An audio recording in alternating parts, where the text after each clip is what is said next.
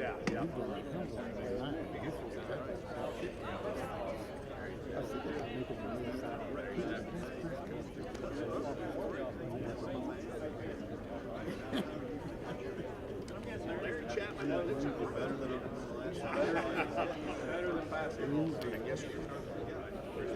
thanks for coming.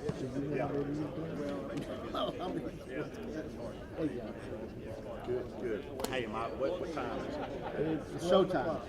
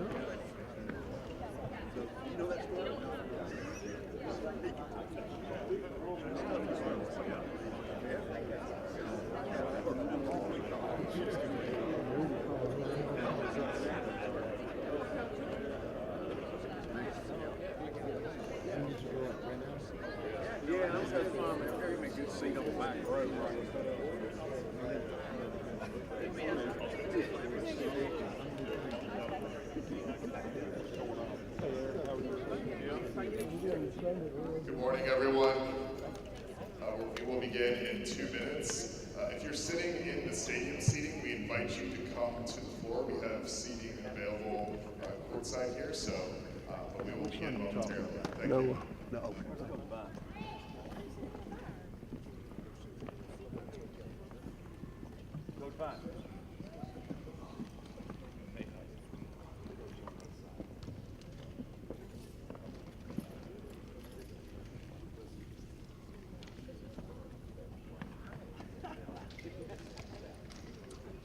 I'm gonna have to pull your plug. I can't hear.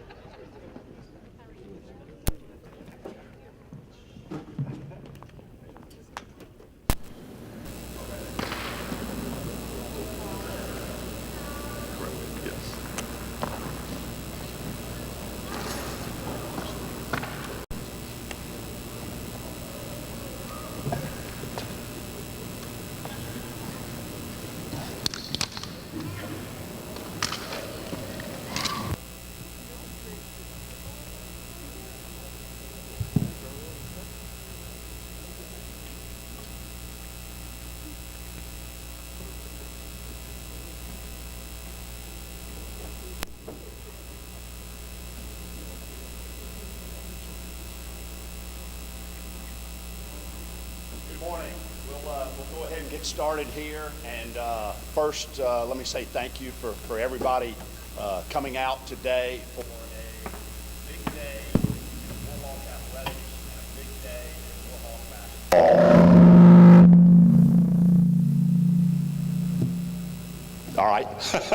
Now that everybody's attention is there, I'd be remiss if I really didn't start this thing. So we are going to announce Coach Phil Cunningham here in a few minutes as our 8th head coach in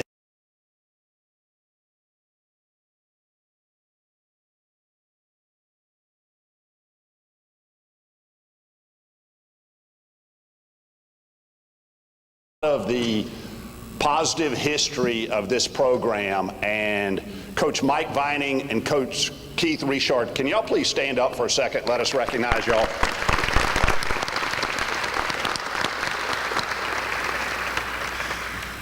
And so, you know, Coach Cunningham, when you take over, you know, you're going to have a couple of armchair quarterbacks back here who've got a lot of experience, and I'm sure they're going to have advice for you. But no, thank you guys for what y'all have meant to this program and all you have done and continue to do, and thank you all very much for that.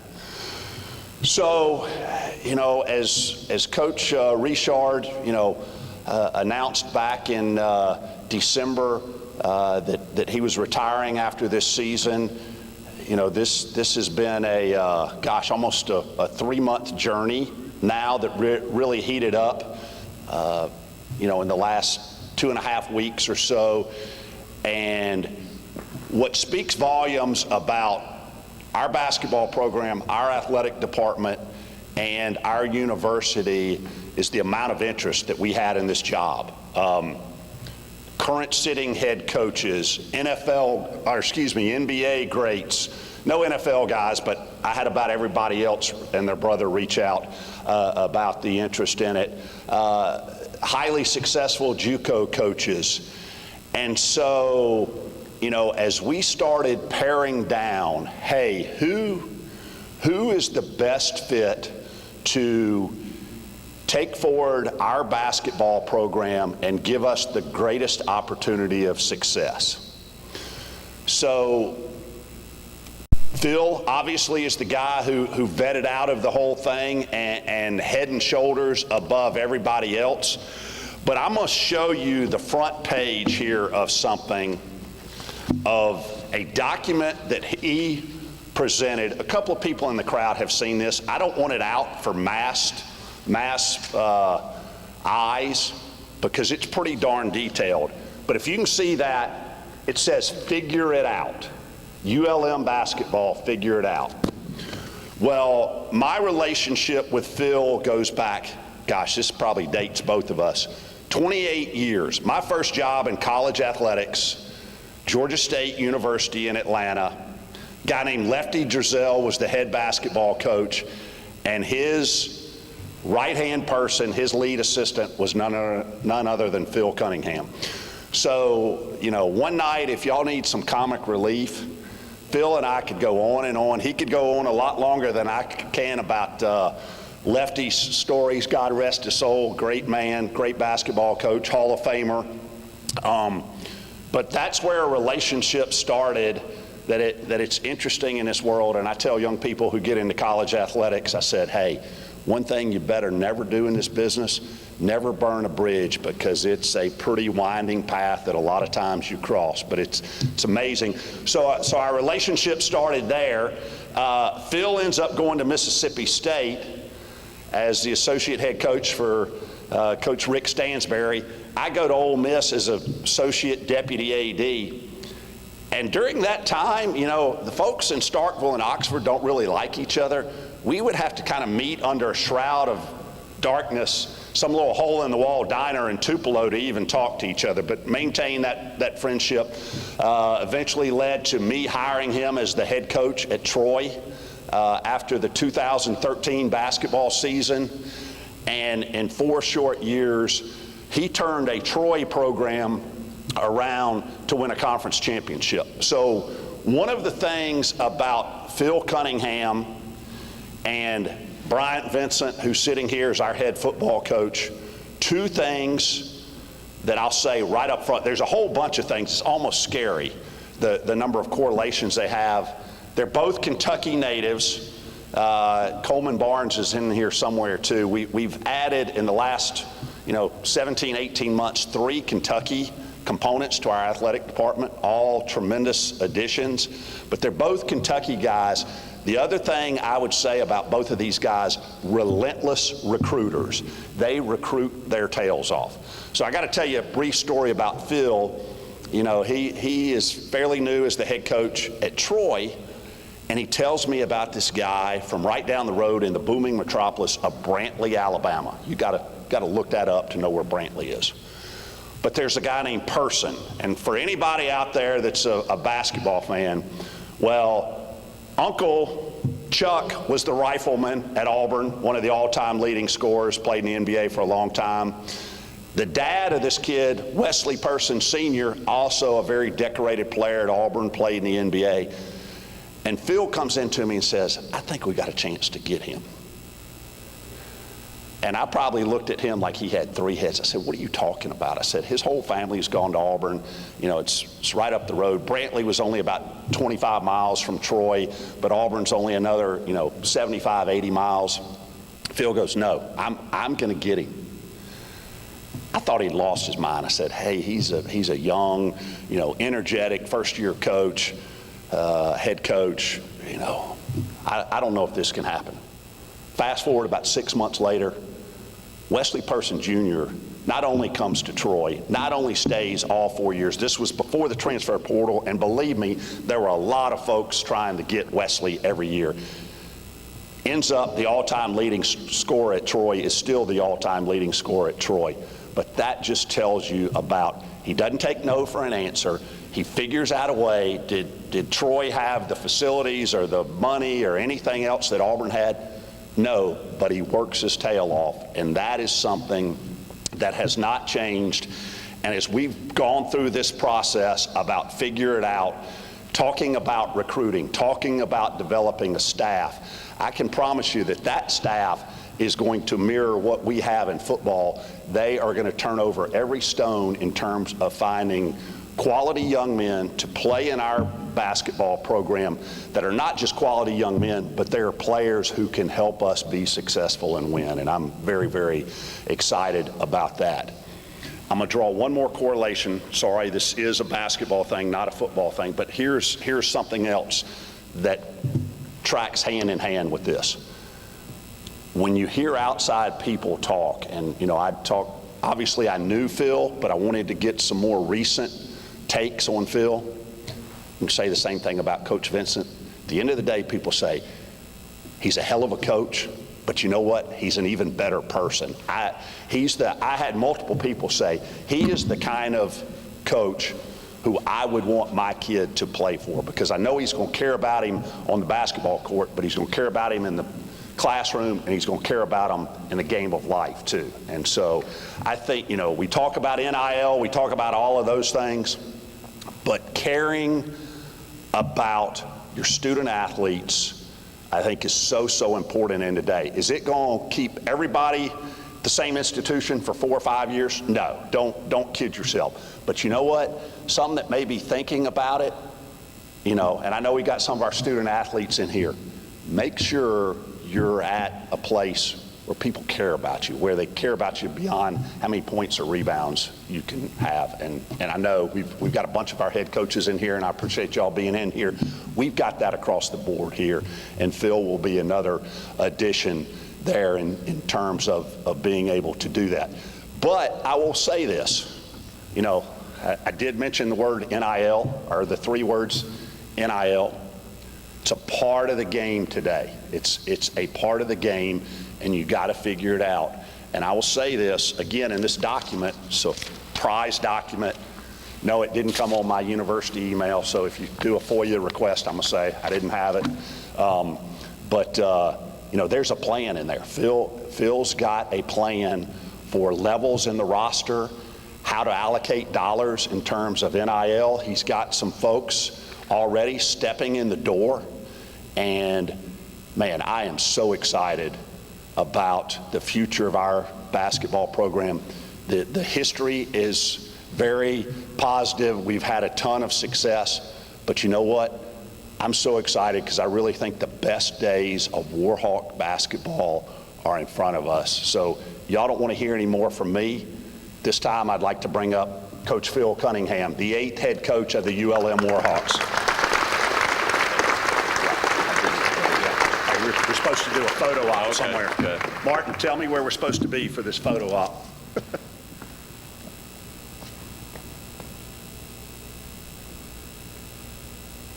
Oh, okay. Far enough?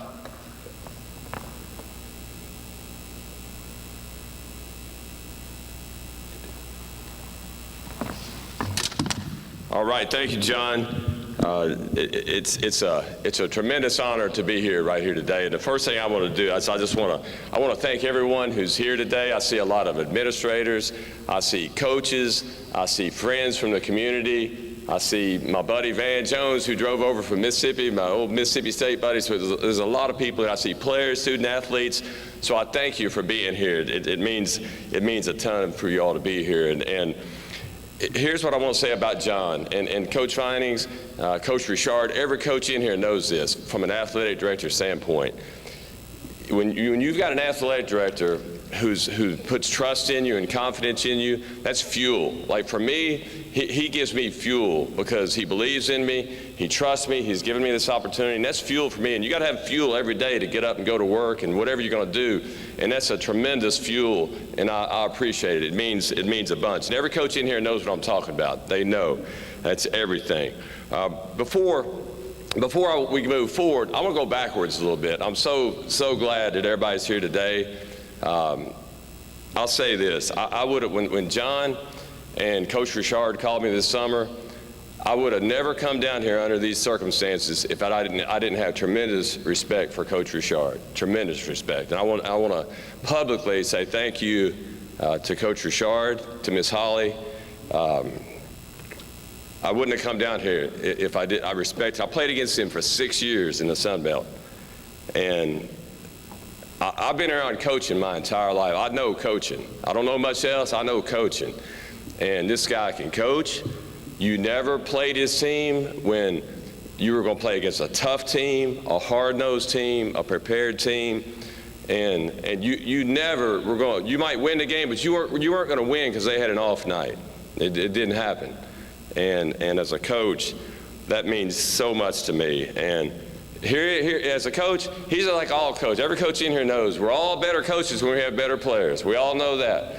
And when Majak Ding and Travis Munnings and Michael Ertl were running down this court, good luck beating ULM. And we all know, John's talked a lot about recruiting. That's recruiting.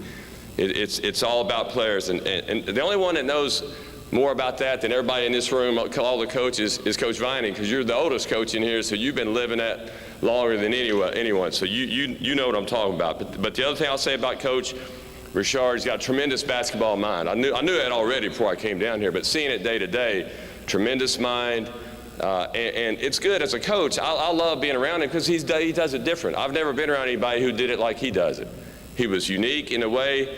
He had some unique ways about him, and I learned a lot just since I've been here since August, just being around Coach, because he does it different, and it was just tremendous. I'll give you one little insight. The coaches will know this, but anybody else who may not get this. But I'm going to tell you a neat little thing that I got to see.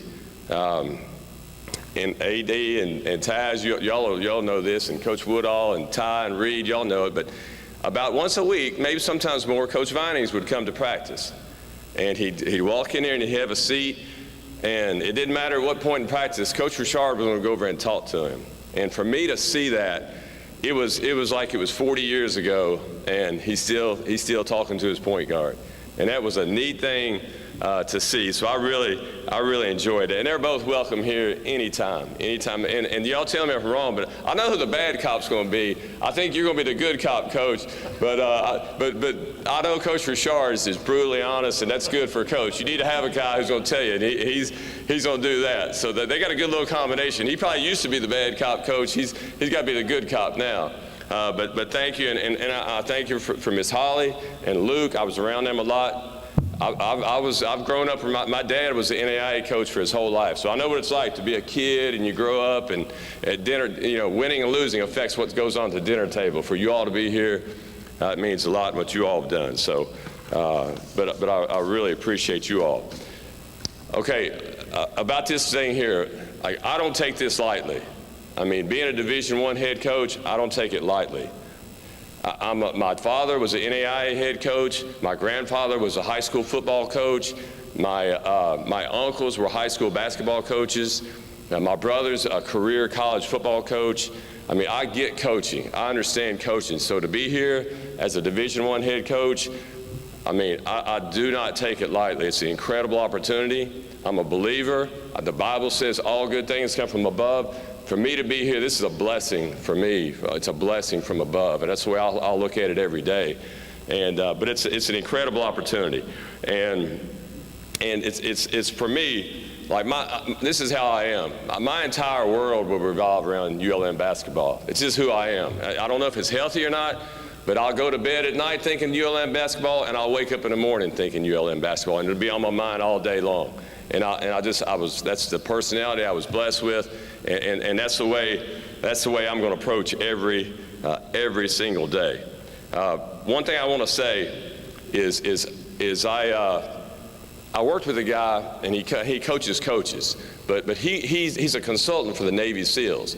And one thing he taught me about the Navy SEALs, everything they do, every mission they approach, they have a three-pronged process where they identify three points of action in that mission. And so I'm going to talk about three things and try to be as brief as possible. But number one, how do you put together a roster that can compete for championships in the Sun Belt? In this day and age of college basketball. So here's what I would say. There's 14 Sun Belt basketball coaches right now. Every one of them is thinking the same thing. How do we win the Sun Belt next year? Everybody's thinking like that. That's just the way it is right now. And in this era of the transfer portal and NIL, you have to have a mindset that we're going to win immediately. It has to be your mindset. We're going to win right now. You can't have when I was a younger coach and a coach got a new job, it was a building process. That's over, and you know, like it or not, it's over. Now, is everybody going to win? 14 teams? No, it doesn't work like that. We all know that. But you better have, as a coach, you better have a mentality of win now, win immediately. Everything you do as you build your program, it's got to be to win now. It's not to win 2 years from now, 3 years from now. It's to win immediately.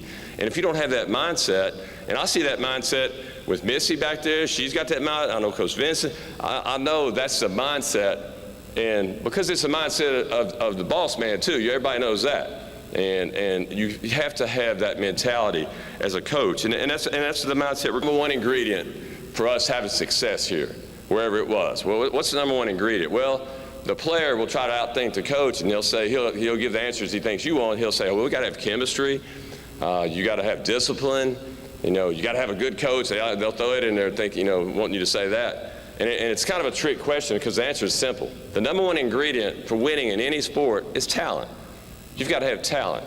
And that's the first box you've got to check. You've got to have talent. So as we go out, that's the number one thing we've got to have. Now, after that, like if you ask me, hey, coach, what's a model student athlete at ULM? Well, I'd tell you, he's standing. AD, raise your hand. Everybody knows AD? He's standing right there. He checks the talent box, but he's an incredible character guy. You're about to finish your master's. We're trying to get him another year of eligibility. We got Cody working on that, but he's a culture guy. He's unbelievable in the locker room. He never has a bad day out here in practice, no matter how much he played the night before. He's a tremendous student. Academics are important to him. That's your model right there. I was getting ready to describe it. There he is right there. That's your model as a student athlete. But he's got to have talent first. Coach wouldn't have taken him if he wasn't, you know, look at it. If he didn't have that body and size and he couldn't play basketball, he wouldn't be here. But he's perfect because he checks all those other boxes. So he's the model. He's the model all the way. So how do you put all that together? It's all about recruiting. You know, John talked about my background. Man, I got a doctorate in recruiting. Lefty Driesell and Rick Stansberry, I'm telling you, and I don't know how much you know, some of you how historical knowledge you have about basketball. Those two are two of the top 10 recruiters in college basketball history. I'm not talking about recent, I'm talking about in the history of college basketball. Lefty Driesell and Rick Stansberry are as good as anybody. I worked to combine 22 years for those guys. I mean, it's every day learn something new. And he talks about, you know, not accepting no for an answer. They both were different. Lefty was old school. Rick was younger and different. But with Lefty, you don't walk in there with no. And Coach Richard, he and I talked about his early days in recruiting. Don't talk in there with, don't go in there and talk about we can't get him. And so that was young in my career. I spent 5 years with him. I feel like I had a doctorate in recruiting. And those two have done so much for me in terms of the importance. Okay, so now let's talk about ULM. How do we do it now in this day and age of college basketball, the transfer portal, NIL? Well, one thing that when John and I first started talking about is in basketball right now, I mean, you have to be diverse in recruiting, meaning when the portal opens up Monday, and it's already open for non-Division I players, but we've got to go after Division I transfers, the ones moving up and the ones moving down. We got to go after that one who I called a rehab recruit, where he's gonna come down and spend a year with us, and maybe he goes back up. We got to go get that freshman that he just lost. I mean, but you know, and a lot of people won't like that, but he played they had an unbelievable season. He played a huge role in that. And what he did? He went out and sold that to the next freshman. And that's recruiting. That's how you build it. But you got to be diverse. In basketball, I love international recruiting. I've recruited internationally my whole life. We're going to go after international guys, junior college guys. Coaches made a living off of great junior college players. We're going to do that. We'll mix a few high school kids in, not many early, because that moves me to my next step.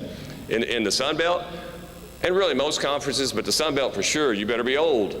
And here's why I say that. The Sun Belt has five guys on each team, three all Sun Belt teams, so 15 players. 12 of the 15 this year, it just ended, 12 of the 15 all Sun Belt players were either seniors or grad players, meaning they were graduated and they had the extra year. So you better be old in the Sun Belt. You don't have to be 5 seniors, but you better be old. I mean, you better have experience on that. So that's going to be a big part of what we do. And John mentioned this already, NIL. NIL is part of it. It's part of the game. It's here. It's not going away. And it hasn't happened here. And that's Coach Richard has gone through that. It's not good when you don't have the NIL. He can tell you all about it. He's gone through it, but we've got to change that, and we can't be the #1 team in the Sun Belt with NIL. We're not going to do it. It's not going to happen. But we got to be in the game. We got to be in the game, and we've got to be creative in how we do it. We've got to be aggressive in how we do it. We've got to be organized in how we do it. We've got a plan, but now we have to go implement the plan. But moving forward, that's part of it. In the Sun Belt, if you don't have NIL right now, in football, men's basketball, women's basketball, you know, baseball's right there, softball. It's going to be tough moving forward, but so we're going to be aggressive in that area. Okay, my next bullet point for the Navy SEALs philosophy here, how they do. Okay, what's it going to look like once they get here? You know, what's this team going to look like? And here's what I'll say: once they get to campus, in my philosophy, it's like a 1-year deal now. It's like we're kind of all junior college coaches. That's why I think Missy's going to be so successful. She was a successful junior college coach. She gets it. It's 1 year at a time. And again, we may not like it. We want continuity. We want players to come back year after year. But the reality is it's a different era, and you have to adapt to that. So here's a big thing for me in terms of basketball is summer is everything now. Summer is so important because summer, and I think Coach Richard and Coach Vinings, they can relate to this because they've been basketball coaches so long. Like June and July has now kind of become September and October in terms of you got to get your team ready. You know, you got to establish your work ethic. You've got to establish how you're going to play on both sides of the ball. You got to establish what's going to be your identity. You got to start establishing those things in the summer. So for us, as we look at this thing, put this roster together, we've got to have our roster together. And when summer school starts, we need to have our team built, maybe one spot open because sometimes you can get a late recruit. But we've got to walk in here in the summer and be ready to get to work because it's 1 year at a time. It's 1 year at a time, and we've got to treat it that way. The foundation is laid in the summer. It's everything right now. Okay, so then the next step, one thing I've always heard about, I heard this in a clinic a long time ago, when you walk in a practice, if you walk in a practice and you're there 30 minutes, you should be able to identify like what that team's all about. You should be able to identify, you know, what are their core principles. And for us, we have 3. It's going to be, number 1, together at all times. I grew up in a coach's house, so and Luke can tell you about this, and Miss Holly can too. Like, you don't care, you know, if you don't have personal feelings with that player. You know, you may like one more than another, but ultimately you want to win. You want to win, and so the togetherness. I say all that to mean, like, we don't want players we want players. We don't want egos. They're going to have egos because they're confident, but they got to be all about winning. And it's our job to make it all about winning, all about being together, and that'll be the number 1 core principle for us. Number 2, we're going to be competitive. I'm a firm believer in if we're doing a shooting drill, you know, let's have a winner and loser. If we're going to go play checkers, you know, I want that guy who wants to kill you in checkers. You know, we want competitive guys, and it's our job to create that atmosphere. We've got to do it. And the third thing is we want to be skilled on both ends. We want guys who know how to play. We want guys who know how to move the ball offensively, how to space offensively. And we want guys to know how to play defense. You got to know how to guard ball screens. You got to know how on the ball and off the ball. And we want guys to be really skilled. So when you see us play, I think you look for those three things. The third thing, and this is probably the most challenging thing, but I'm really excited about this, and it's a personal challenge, and I really want to dive into this. But how do we get fans in here? How do we get fans? And it's a challenge right now. College athletics, right? If you notice, all these new arenas, professional sports and college, they're building them smaller. They're all building them smaller. Auburn University has the best home court advantage in college basketball right now. People don't realize they only got about 9,000 seats in there, and because the smaller the better. And the reason behind all that, with technology, there's so many options for people to do. It's a challenge to get people to come to games now. But I think we have to attack that. How do we get butts in the seats? Okay. The easy answer is you ask, most people say, well, you got to win. That's easy to answer. And then for basketball, you say, well, it'd be entertaining, play fast. That's right. Those things usually help draw fans. But at ULM, we can't assume that's going to work. And here's what I mean by that. We've got to be aggressive. We've got to be the initiator in terms of going out in this community. There's two areas we've got to go after, okay? We got to go after the campus, the ULM community, the students, the faculty and the staff, and then we've got to go after a Ouachita Parish. We've got to go after the people in the community. Okay, let's talk about the campus first.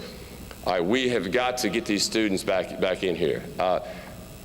And we got to get the band over here and feed them some pizza or something, John. This band we had every year, I mean, they are unbelievable in their spirit, their consistency.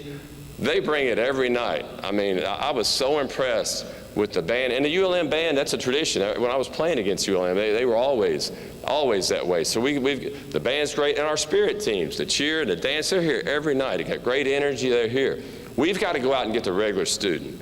We've got to get the regular student back in here because y'all know college basketball, the best atmospheres are student-driven. They're young, they're energetic, they'll yell at the other team, they're student-driven. We've got to go out there and how do we do that? Well, we've got to engage them. We've got to be aggressive in engaging the students, but it's more than that. I guarantee you, AD was an incredible representative of men's basketball for the last 3 years. I guarantee you never had a student say, I'm not going to, look at him and say, I'm not going to a game because the way he acts in class, the way he acted in the dining hall today, the way he acted walking across campus. He thinks he's arrogant. Our players have to be presentable. They have to be presentable. They have to carry themselves in the classroom, on campus, in the dining hall, in the housing situations. They've got a responsibility. Will they buy into it completely like I would as a coach? No, they don't care that much, but we've got to hammer them with that constantly so they'll present themselves well. Because the other thing is, I grew up in a small college with my dad.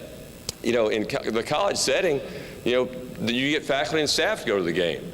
Dr. Famling's here, right? Did I see him earlier?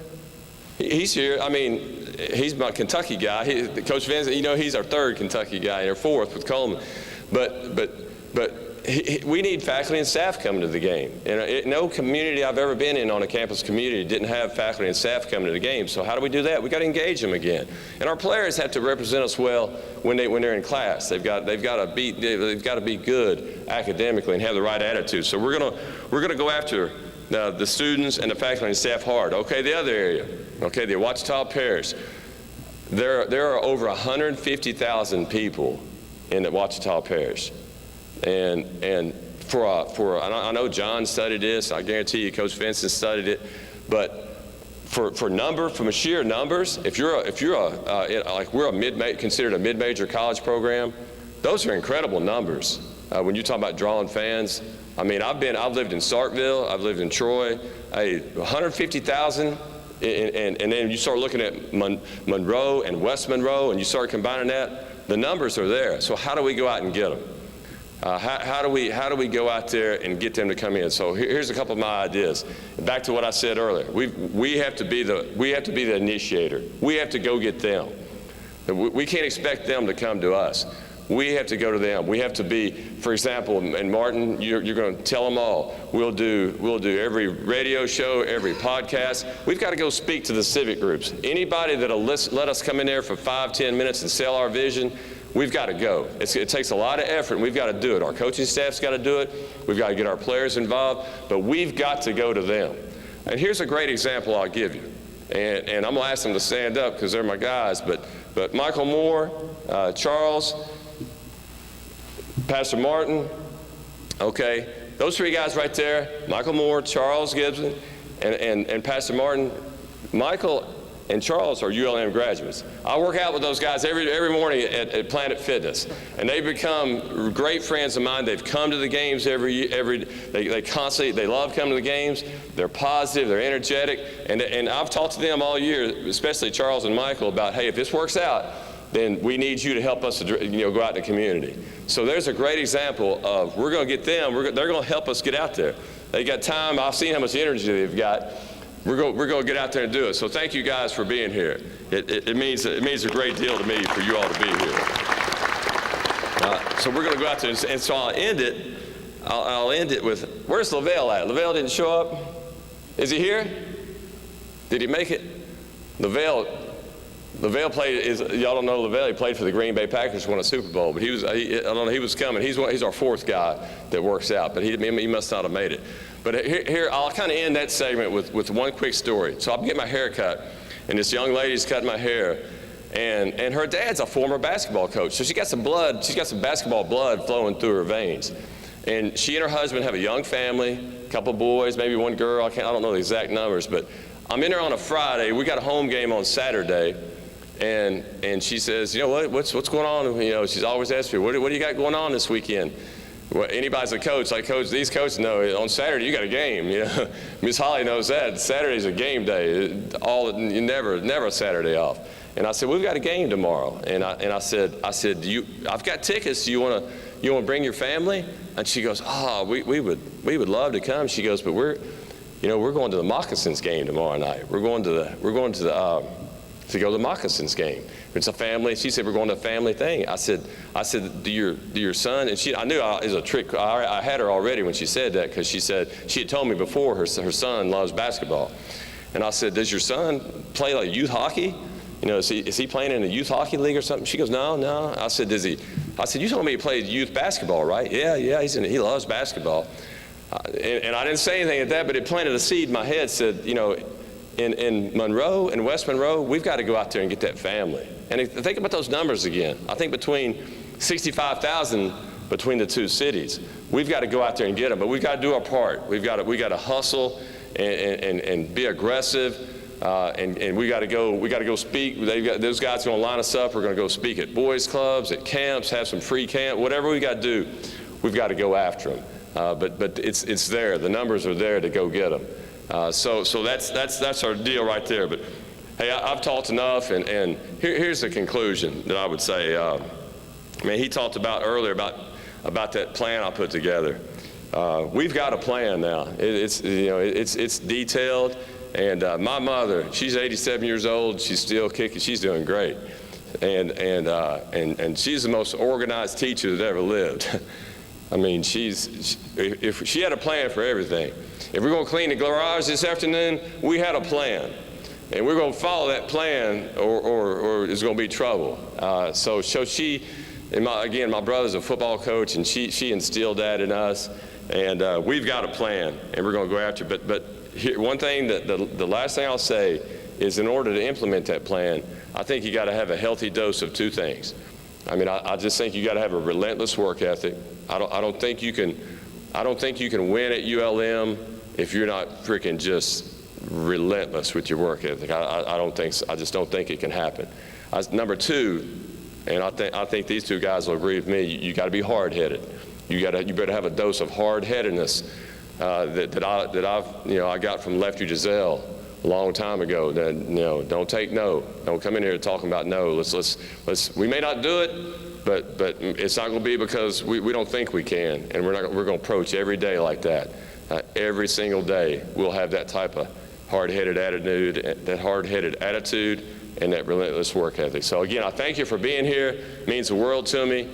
So excited to get going. The portal opens Monday, so it's about portal season, but so excited to get going. And again, thank you for being here.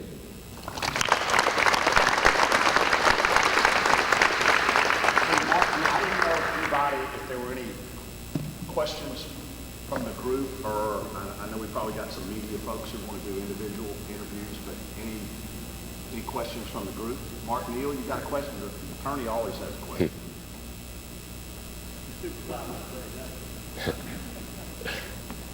I will add just one other tidbit following up on what Phil said. So, and I checked this with Cody, our compliance guy, before, and I forgot to mention it in my comments earlier. So, yes, the portal doesn't open until next week, except for those schools where there's been a coaching change or anything else. I'll say this, the announcement we sent out yesterday, about noon yesterday, I get a call from Phil at 3 o'clock yesterday afternoon saying, hey, do you have 10 minutes to come over here in an hour or so? I said, yes, sure, what do you need? There's a guy that's in the portal who's had success, maybe in this building before, who is at another institution. He's in town. It's legal. I've checked it with Cody. And so we had a young man who could be a difference maker in our program here yesterday, who is a local product. And that's the other thing that goes back. We are going to relentlessly recruit the area. There's some exciting things coming from a staffing standpoint that hopefully we'll be able to announce here in the next day or two, that is going to energize this community about our basketball program. So really excited about that. So thank you all for being here, and have a great day. Go Warhawks.